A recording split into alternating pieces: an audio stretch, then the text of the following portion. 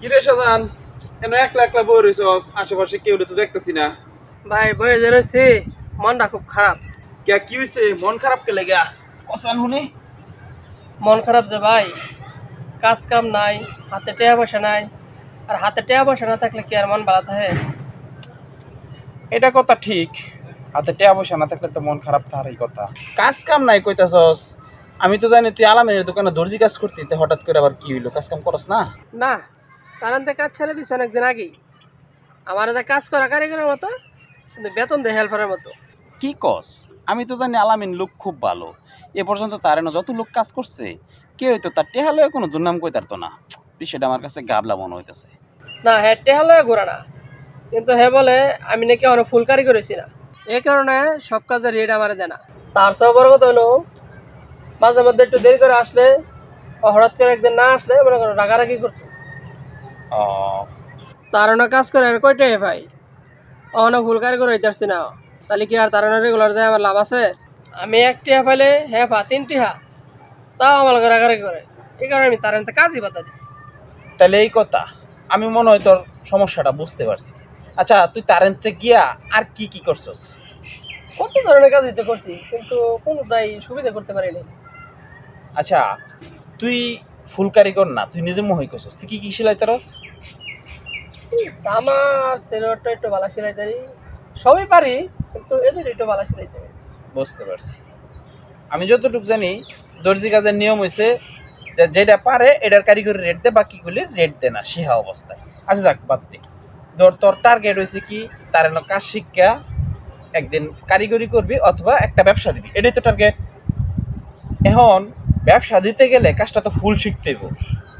ফুল সে অবস্থায় তো কেউ তোর ফুল বেতন দিব না, এটাই স্বাভাবিক।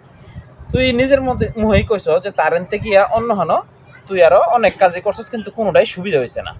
তাহলে লাভটা হইলো কি তারেনতে গিয়া? আর তোর সাথে সে বাগারাই করছে কি কারণে? সময় মতো কাজে না আসার কারণে। আর কাজে অ্যাবসেন্ট করলে। এটা তো সব জায়গাতেই করব। লেট করে গেলে কোনো দিনই কোনো কাজ সঠিকভাবে শেখা যায় না। আর অ্যাবসেন্ট করলে, দর্জি কাজের সিস্টেম হলো যে একটা কাজ সময় মতো ডেলিভারি দেওয়া লাগবে। এটা কিন্তু ডেলিভারি দেওয়া যায় না, তখন কাস্টমার কিন্তু রাগারাগি করে।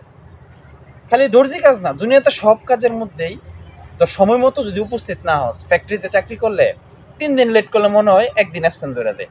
এরকম চলতে থাকলে, কয়েকদিন চলতে থাকলে চাকরি বাদ দেয়। দর্জি কাজটা যেহেতু প্রোডাকশনে, তোর সাথে শুধু সে রাগারাগি করে, তোর তো কাজের তো বাদ দেয় নাই। আচ্ছা যাই হোক, বাদ দে।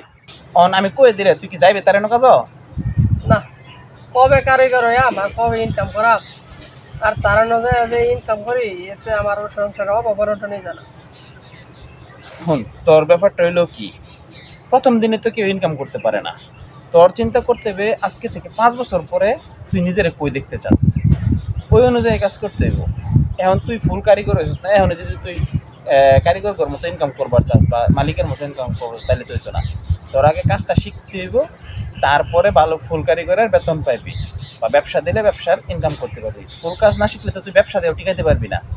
শোন, জীবনে ভালো কিছু করতে গেলে ভালো কিছু শিখতে হবে। যেই কাজটাই শিখস, সেই কাজটাই মনোযোগ সহকারে গুরুত্ব দিয়া ভালোভাবে শিখতে হবে, সবার চাইতে ভালো শিখতে হবে। তাইলে জীবন উন্নতি করতে হবে। দেখবে যারা দিনমজুরি কাজ করে তারা প্রথম দিন থেকেই ইনকাম করতেছে, কিন্তু তারা জীবনের শেষ দিন পর্যন্ত এই ইনকামের মধ্যেই থাইকা যায়। কিন্তু যারা ধরো যে মোটর মেকানিক বা যে টেলারিং অপশন বা অন্যান্য কাজ যেটা শিখে, প্রথমে ফ্রিতে শিখে, পরে আস্তে আস্তে বেতন বাড়ে। কিন্তু জীবনের এক পর্যায়ে গিয়ে দেখা যায় তাদের বেতন অনেক বেশি, বা একটা গ্যারেজের মালিক হয়ে গেছে, একটা টেলার্সের মালিক হয়ে গেছে। বা যারা লেখাপড়া করে, জীবনের 25-30 বছর তাদের লেখাপড়ার মধ্যেই ইনভেস্ট করে দেয়। তখন যখন তারা চাকরিতে ঢুকে কোনো কোম্পানিতে, অনেক টাকা ইনকাম করে। তো জীবনে ভালো কিছু করতে চাইলে প্রথমে কম ইনকাম দিয়েই শুরু করতে হয়। এক পর্যায়ে গিয়ে সেটা একটা বড় অ্যামাউন্টে দাঁড়ায় বা ভালো একটা কিছুতে দাঁড়ায়। হ্যাঁ ভাই, তোমার কথা বলে আমি বুঝতে পারছি। হ্যাঁ, আমি আবার যাব, আবার প্রথম থেকে শুরু করব।